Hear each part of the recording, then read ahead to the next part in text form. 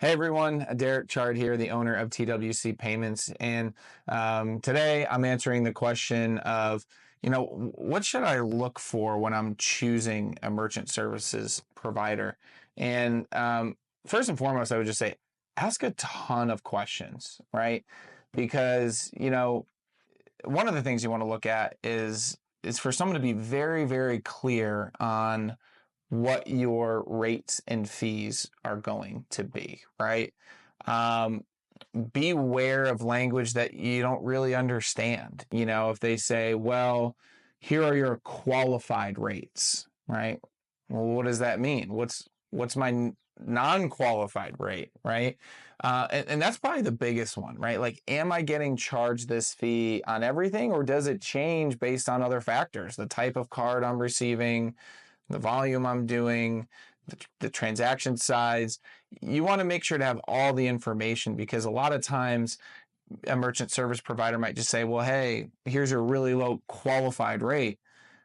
Well, the fact of the matter is there's a lot of credit cards out there are actually considered non-qualified, right? Because they're rewards cards, and especially if they're taking non-card present. So you're not even going to be charged that qualified rate. And if you didn't ask what the non-qualified rate was, it could be very high, right? So just ask a lot of questions around the fees, how it works, to make sure that you're not being overcharged or mistakenly charged things that you shouldn't be.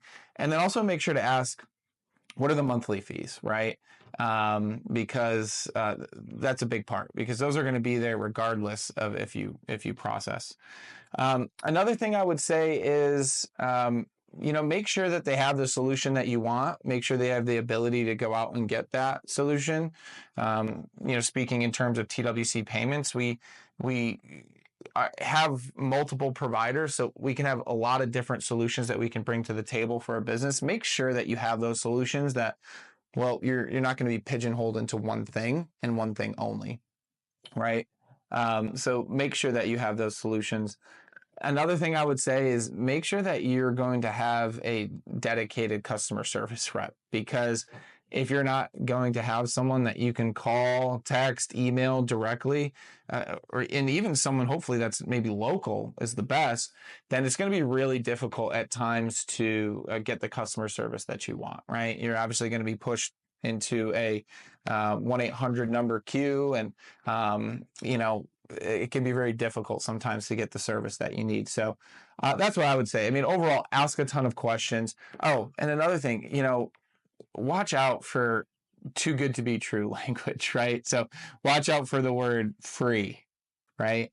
I think we all know nothing's free in this world. So it's getting charged somewhere. So watch out for that, right? Watch out if someone's telling you, oh, you're not going to pay any processing fees.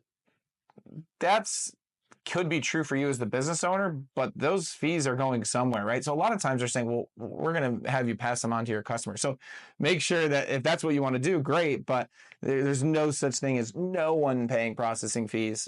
Visa, MasterCard, everyone's got to get theirs. And then lastly, what I would say is watch out for contracts, right?